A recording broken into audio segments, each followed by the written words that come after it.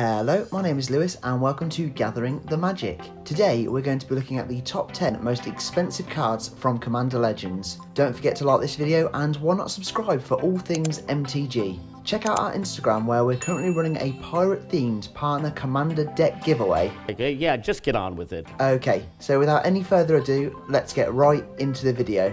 Just making the list, the 10th most valuable card from Commander Legends is Apex Devastator. This card is an absolute beast. A 10-10 for 10 is already mental, but 4 cascade triggers just makes it insane.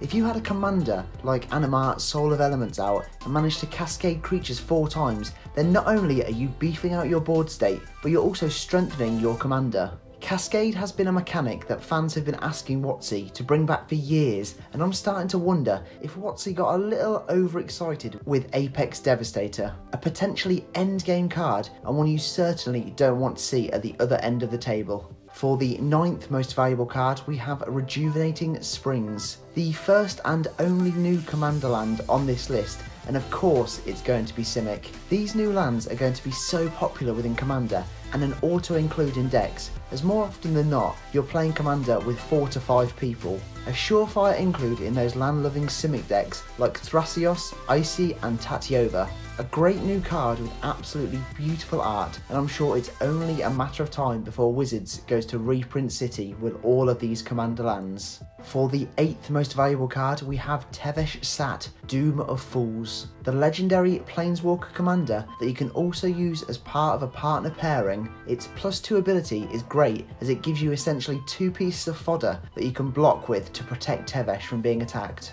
Of course, those Thrall fodder are also perfect for its +1 ability. Sack a creature and draw 2 cards, or if you sacrifice your other partner commander, draw an extra card. This is so good in Commander, as often having that card drawing option really puts you at an added advantage. Now that -10 is what you really want to be doing though.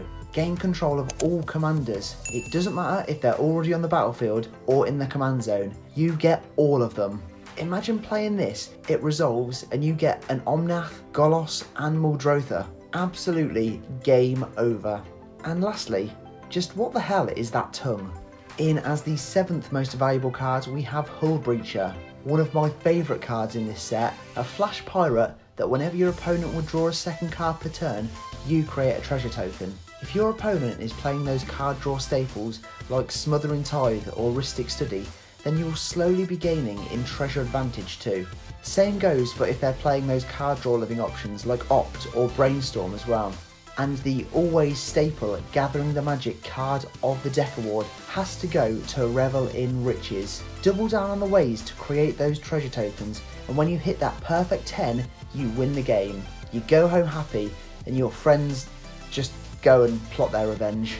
Just missing out on the top half, the 6th most valuable card is Sakashima of 1,000 Faces. A legendary creature that loves to copy and give all your permanents that one key bit of text. The Legends rule doesn't apply to permanents you control.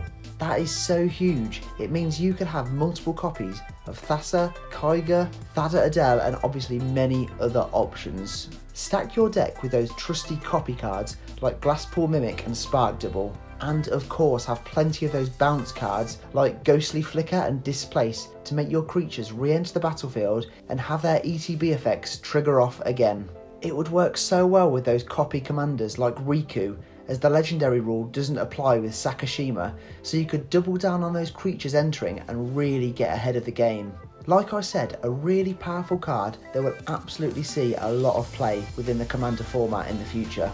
For the 5th most valuable Commander Legends card, we have Opposition Agent, the Marmite of Commander Legends, because people either seem to love or hate this pesky rogue. A 3/2 flash creature that stops your opponents searching their libraries. If your opponents are triggering their wild pair for example, and searching for a creature, you instead exile that card and you may cast it yourself using any colour mana you please. If your opponents have decks like Yarok that really value searching your deck for those ETB cards, then Opposition Agent is really going to nip it in the bud and completely cut off their game plan. A super powerful card, which in my opinion for 3 CMC is almost too cheap. It definitely should have been at least 5 CMC, and maybe not even black. It definitely reads more like a white card, doesn't it? Plus, With black oversaturated with tutor cards, I think white probably needed it more. You know what? Get me on that advisory board, Watsy. For the fourth most valuable Commander Legends card, we have Scroll Rack. The reprint from Tempest is a must-have for your collection, and really any deck. It gives you that great wheel option. Replenish your hand, potentially give yourself even stronger cards, and allow yourself that knowledge to fix what your next few card draws will be.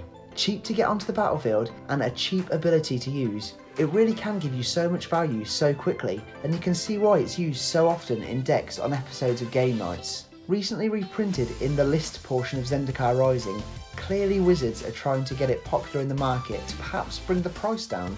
Either way, it's a card I know I want to pack for myself soon. Taking the bronze medal spot, the third most valuable card is Vampiric Shooter, another reprint and another Commander staple. For 1 mana, it's ridiculous. Search your library for a card, any card, and then put that on top of your library. And losing 2 life to do this in a game of Commander is absolutely nothing.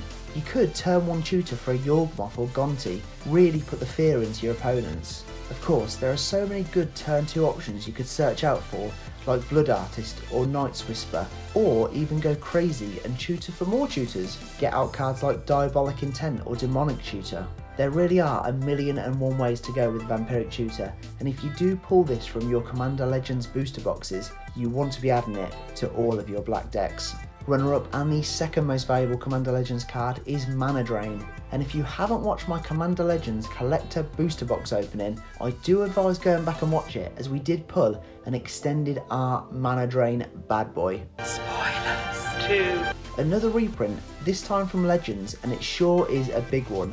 Countering any target spell for 2 blue mana is good, but that added bonus of gaining an amount of mana dependent on that spell's CMC to have on your next main phase is just insane. If you're timing it right and countering your opponent's commanders when they're about to hit the battlefield on creatures like the Dragon and Gishath, then you're gaining 9 or 8 mana on your next main phase. That is absolutely huge. Obviously, if your opponents play a card like Winter Orb or Stasis, then you may need to use it to dig yourself out of a hole, but still, countering a spell and getting 2 extra mana on your next turn is nothing to turn your head at. And the most valuable card in Commander Legends is of course Jeweled Lotus. Another Marmite card, as opinion of the Lotus seems pretty split in the Commander community. A 0 mana artifact you can sack instantly and spend 3 mana of any colour to cast your commander. So with that 1 mana you'll play on turn 1 and the 3 from Lotus, you could be playing turn 1 commanders like Omnath, Atraxa, Marchesa, and so many more insanely powerful commanders.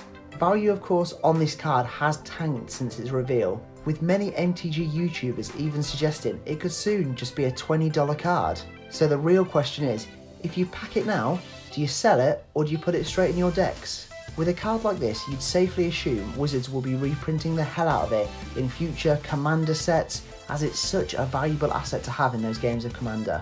A hell of a card, and one I hope I do pull if I decide to do any more Commander Legends boxes. Well, there we have it, that is the list. Thank you for watching the video, and please remember to smash that like button and subscribe for more MTG top 10 lists, booster box openings and more. Don't forget to check out our Instagram, as we do have that giveaway running from now until the 1st of December. And whilst you're there, why not give us a follow? We have just hit 1,500 followers, which is absolutely insane. For now though, I'm all tapped out, so I'll see you in the next video.